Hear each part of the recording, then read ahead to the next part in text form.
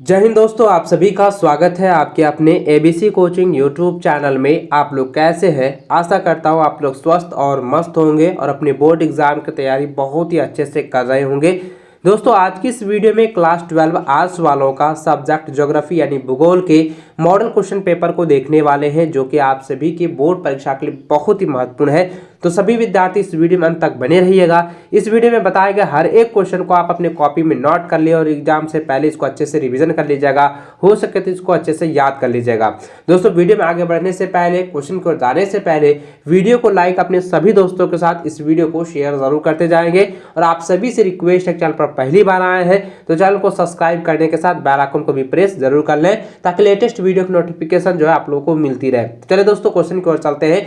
तो देखिए बच्चों, सबसे पहला क्वेश्चन जो आपका यहाँ पे दिया गया है कि मानव भूगोल क्रियाशील मानव और अस्थायी पृथ्वी के परिवर्तनशील संबंधों का अध्ययन है। यह कथन किसने दिया है, यानी कि यह किसने कहा है? तो देखिए इसका ऑप्शन आप देखें तो पहला दिया गया है प्रोफेसर हॉन्गी हॉटिंगटन, उसके बाद दूसरा ऑप्शन है कुमारी सैंपल, और तीसरा ऑप्शन है डेविस, और चौथा ऑप्शन है जीन ब्रूस। तो देखिए बच्चों, यह जो कथन दिया गया है यह कुमारी सैंपल ने, यानी कि कुमारी एलन सैंपल ने दिया है। तो इसका यहाँ पे शॉर्ट नाम दिया गया कुमारी सैंपल, जिसका आप लोग जो है ऑप्शन बी जो है इसका सही आंसर होगा। इसको याद रख लीजिएगा कुमारी सैंपल, ठीक है। इसको नोट कर लीजिए, कई बार एग्जाम में रिपीट किया हुआ है, इस बार भी आने का पूरा चांस है।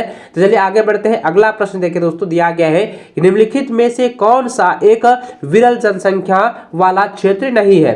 देखिए यहाँ पे क्वेश्चन समझिएगा, यहाँ पे क्वेश्चन कह रहा है कि कौन सा एक जो है विरल जनसंख्या वाला क्षेत्र नहीं है। निगेटिविटी या पूछा गया है, ठीक है। यानी कि which of the following is not of the specific populated area. तो यार देखिए ऑप्शन देखें तो यहाँ पे है अटाकामा, तो ये जो है विरल वाला क्षेत्र है। ये भूमध्य सागरीय, ये जो है क्या है, विरल जनसंख्या वाला क्षेत्र है। दक्षिणी पूर्वी एशिया, ये भी क्या है, विरल जनसंख्या वाला क्षेत्र है। लेकिन ध्रुवीय प्रदेश जो है यह विरल जनसंख्या वाला क्षेत्र नहीं है। तो ऑप्शन जो है डी इसका सही आंसर होगा, तो सटीक आंसर होगा। इसको आप लोग नोट कर लीजिए, ठीक है। चलिए आगे बढ़ते हैं। अगला सवाल देखिए दिया गया है कि प्रतिकर्ष अपकर्ष कारक उत्तरदायी है। तो ये किसके लिए उत्तरदायी होता है? यह होता है प्रवास के लिए। किसके लिए होता है? यह प्रवास के लिए होता है। मैंने आपको पहले भी इसके बारे में बताया हुआ है, आपको सब्जेक्टिव में इसको अच्छे से समझाया हुआ है, ठीक है। तो प्रतिकर्ष अपकर्ष कारक उत्तरदायी है किसके लिए?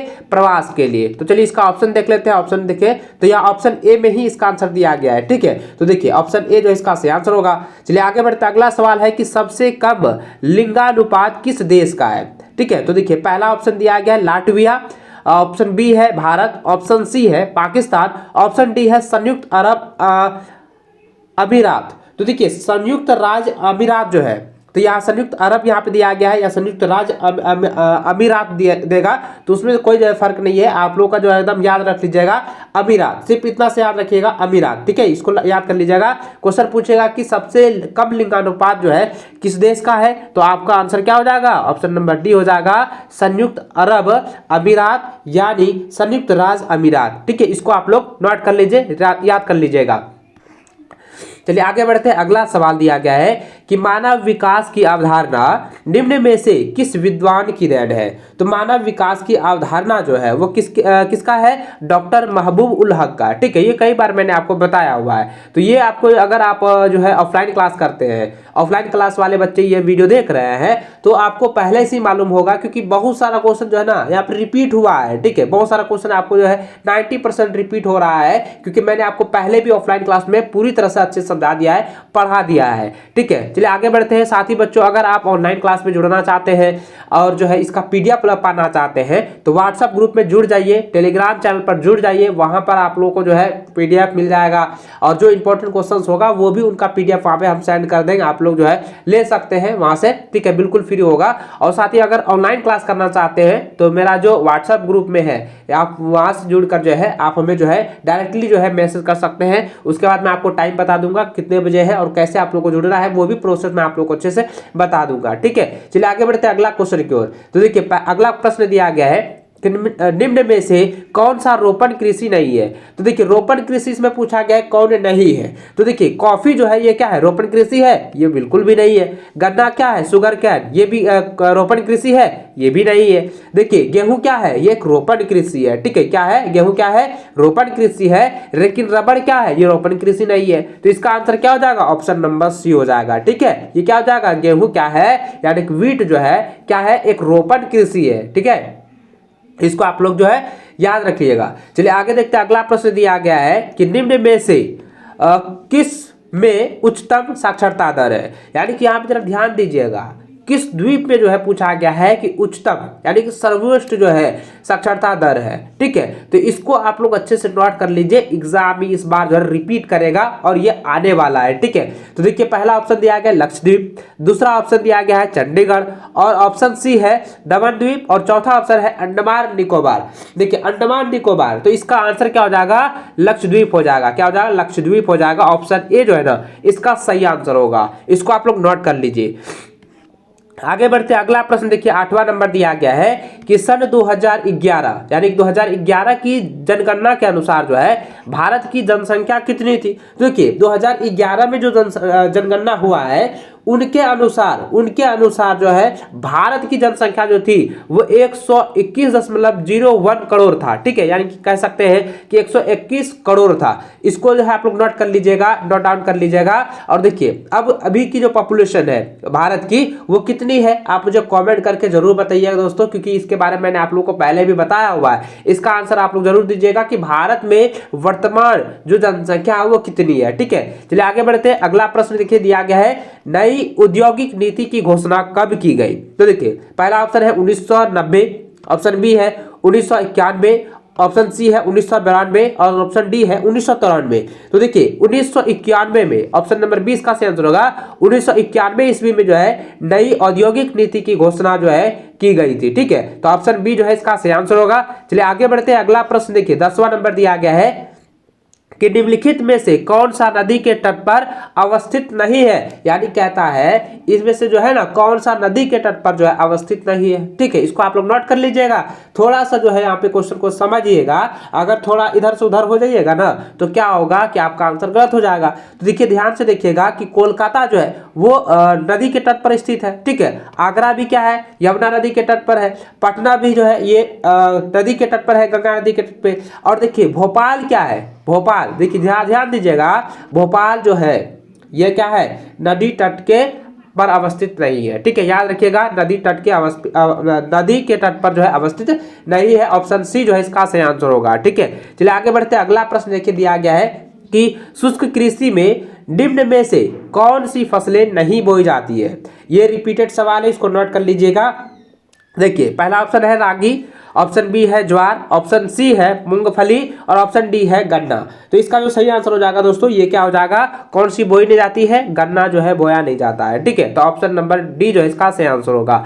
अगला प्रश्न देखिए दिया गया है कि भारत में नदी द्रोणी में उपभोग योग्य जल सर्वाधिक निम्न में से किस में है? तो क्या है, गोदावरी नदी में है। तो ये इसका सटीक आंसर हो जाएगा गोदावरी नदी। ठीक है, तो ऑप्शन सी इसका सही आंसर होगा। चलिए आगे बढ़ते हैं। अगला प्रश्न देखिए दिया गया है कि हीराकुंड डैम किस नदी पर बनाई गई है? तो हीराकुंड डैम जो है ये महानदी पर बनाई गई है। ठीक है, किस पर बनाई गई है, महानदी पर। तो ऑप्शन बी इसका सही आंसर होगा, इसको नोट कर लीजिए। आगे बढ़ते अगला प्रश्न देखिए दिया गया है कि वर्ष 2011 के अनुसार 50 लाख से अधिक जनसंख्या वाला नगर निम्न में से कौन सा है? देखिए अभी मैंने आपको बताया कि वर्ष 2011 के अनुसार जो है जनसंख्या जो है भारत की कितनी थी, 121 करोड़। ठीक है, इतना था। लेकिन यहाँ पे पूछा गया कि 50 लाख से अधिक जनसंख्या वाला नगर जो है निम्न में से कौन सा था? यानी कि जो 4 ऑप्शन दिया गया है, जो पहला ऑप्शन है पुणे, दूसरा ऑप्शन है सूरत और ऑप्शन सी है पटना और चौथा ऑप्शन है रांची।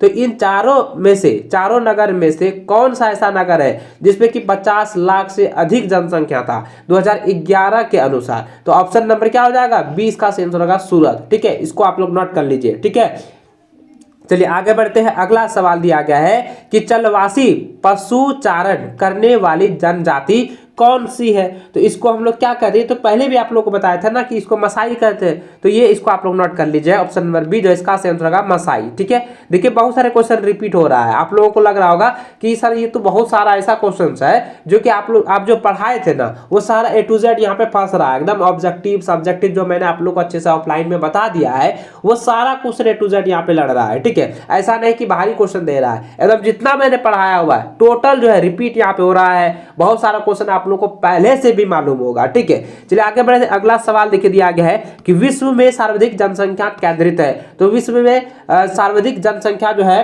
केंद्रित है तो कि कहां पर है बच्चों, ये भी आप लोगों को मैंने बताया हुआ है। तो ये जो है मैदानों में है। ठीक है, क्या हो जाएगा, मैदान में। तो ऑप्शन नंबर बी जो है इसका सही आंसर होगा।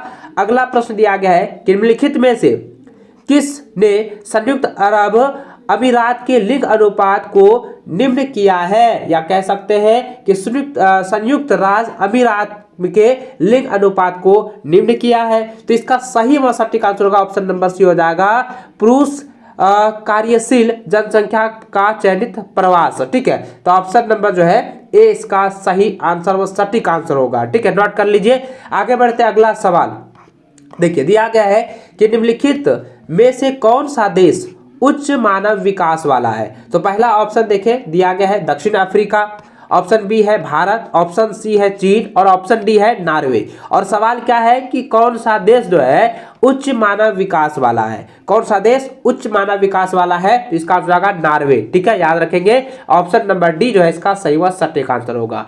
आगे बढ़े अगला प्रश्न देखे दिया गया है निम्न प्रदेशों में से किसमें जो है विस्तृत वाणिज्य अनाज कृषि नहीं की जाती है। ये कई बार रिपीट है बच्चों, इसका तो आंसर आप लोग को पहले ही पता होगा, ये आज अमेजन क्षेत्र है। ठीक है, अमेजन क्षेत्र है, तो ऑप्शन नंबर डी जो इसका सही आंसर होगा।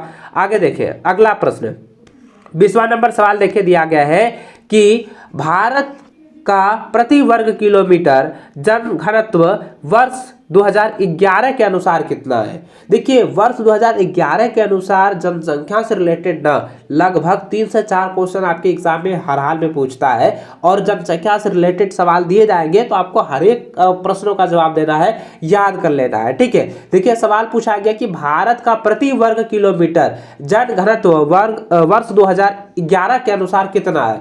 तो कितना था? तो वो था 382 ना। हाँ 382 था, तो ऑप्शन नंबर डी जो है इसका सही आंसर होगा। ठीक है, नोट कर लीजिए।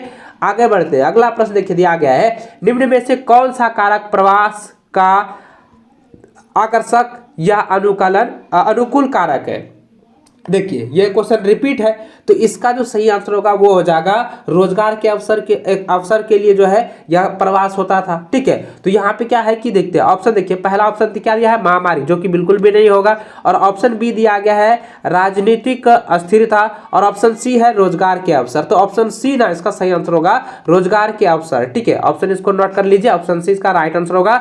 अगला प्रश्न देखिए 22वां नंबर दिया गया है कि मानव विकास सूचकांक 2016 के संदर्भ में विश्व के देशों में भारत की निम्नलिखित में से कौन सा स्थान था? तो कौन सा स्थान था? 131वां स्थान था। कितना था?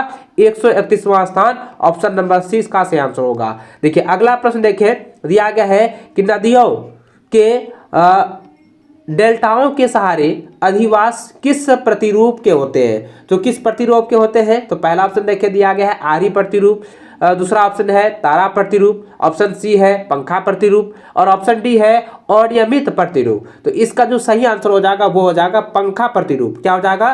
पंखा प्रतिरूप। ठीक है, याद रखेंगे नदी के डेल्टाओं के सहारे अधिवास किस प्रतिरूप के होते हैं? तो वो हो जाएगा पंखा प्रतिरूप के होते हैं। ठीक है, ऑप्शन सी इसका सही आंसर होगा। आगे बढ़े अगला प्रश्न देखिए दिया गया है कि आर्द्र कृषि में कितनी वार्षिक वर्षा आवश्यक है? तो कितनी वार्षिक वर्षा आवश्यक है? ये तो मैंने आपको पहले बताया था कि 75 सेंटीमीटर से अधिक होनी चाहिए। ठीक है, 75 सेंटीमीटर से अधिक वर्षा की आवश्यकता होती है या आवश्यक होती है। तो ऑप्शन नंबर सी जो इसका सही आंसर होगा। चलिए आगे बढ़ते अगला प्रश्न देखिए 25वां नंबर दिया गया है कि निम्नलिखित नदियों में से किस नदी में सर्वाधिक पुनः पूर्ति योग्य भौम जल संसाधन है? तो भूमि जल यहाँ पे संसाधन है। ये पूछा गया कि निम्नलिखित नदियों में से किस नदी में सर्वाधिक पुनः पूर्ति योग्य भौम जल या भूमि जल संसाधन है? तो इसका आंसर आएगा ब्रह्मपुत्र नदी। ठीक है, इसको नोट कर लीजिए। ऑप्शन नंबर सी जो इसका सही आंसर होगा ब्रह्मपुत्र। ठीक है, इसको नोट कर लीजिए। ठीक है, इसको नोट कर लीजिए, इसको याद कर लीजिएगा, एग्जाम में आएंगे। चलिए आगे बढ़ते हैं। अगला प्रश्न देखिए दिया गया है कि हरित क्रांति शब्द का प्रयोग सर्वप्रथम जो है किस विद्वान ने किया? तो पहला ऑप्शन देखिए दिया गया है प्रोफेसर अमर्त्य सेन, और ऑप्शन बी है डॉक्टर महबूब उल हक, और ऑप्शन सी है डॉक्टर विलियम गॉड। उसके बाद है ऑप्शन नंबर डी है डार्विन। तो देखिए इसको नोट कर लीजिए दोस्तों, क्योंकि ये ना क्वेश्चन रिपीट हुआ है, ये कई बार एग्जाम में क्वेश्चन पूछा गया, एकदम रिपीटेड सवाल है। तो इसको आप लोग याद रखिएगा, इसका आंसर हो जाएगा डॉक्टर विलियम गॉड। ठीक है, क्या हो जाएगा? Doctor William God. तो ऑप्शन नंबर जो है ना ये सी जो है इसका सही व सटीक आंसर होगा। चलिए आगे बढ़ते। अगला प्रश्न देखिए दिया गया है कि भारतीय जनगणना इतिहास में किस वर्ष को ग्रेट डिवाइड की संज्ञा दी गई? तो किस वर्ष जो है ये दिया गया था? 1921 को। ठीक है, याद रखेंगे 1921 को जो है यह ग्रेट डिवाइड की संज्ञा दी गई। ऑप्शन नंबर डी जो इसका सही व सटीक आंसर होगा। चलिए आगे बढ़ते हैं अगला प्रश्न की ओर। अगला प्रश्न दिया गया है कि भारत में स्थानांतरित कृषि को क्या कहा जाता है? तो भारत में स्थानांतरित कृषि को जो है झूम कृषि भी कहते हैं। ठीक है, याद रखेंगे, झूम कृषि भी कहते हैं और घुमक्कड़ कृषि भी कहते हैं। तो इसको नोट कर लीजिए, ऑप्शन नंबर 20 का सही आंसर होगा। अगला प्रश्न देखिए दिया गया है कि दो देशों के मध्य व्यापार कहलाता है। तो मध्य व्यापार यानी दो देशों के बीच का जो व्यापार है उसको क्या कहते हैं? तो उसको जो है अंतर्राष्ट्रीय व्यापार कहते हैं ना। तो उसको क्या कहते हैं? अंतर्राष्ट्रीय व्यापार कहते हैं। तो ऑप्शन नंबर डी जो है इसका सही व सटीक आंसर होगा। आगे देखें, अगला प्रश्न दिया गया है कि कोच्चि पत्तन अवस्थित है। तो कोच्चि पत्तन जो है अवस्थित है, कहां पर अवस्थित है? ये तो केरल में अवस्थित है ना। तो ऑप्शन नंबर सी जो है इसका सही आंसर होगा केरल। नोट कर लीजिए, इसको याद कर लीजिएगा। चलिए आगे बढ़ते हैं। अगला प्रश्न देखिए दिया गया है कि विश्व की व्यस्ततम समुद्री मार्ग कौन सा है? तो ये हो जाएगा इसका आंसर। देखिए कई बार ये क्वेश्चन रिपीट हुआ है, इसको नोट कर लीजिएगा। इसका सही आंसर होगा उत्तरी अटलांटिक महासागरीय मार्ग। ठीक है, तो ऑप्शन सी जो है इसका सही व सटीक आंसर होगा। चलिए आगे बढ़े। अगला प्रश्न देखिए दिया गया है कि पनामा नगर जोड़ती है। तो पनामा नगर जो है किसको कौन सागर से कौन महासागर तक जोड़ती है? तो यह जोड़ती है प्रशांत महासागर से अटलांटिक महासागर को। ठीक है, तो ऑप्शन नंबर जो बी है एकदम सही व सटीक आंसर होगा। इसको आप लोग जो है नोट डाउन कर लीजिए, इसको आप लोग अच्छे से याद कर लीजिएगा।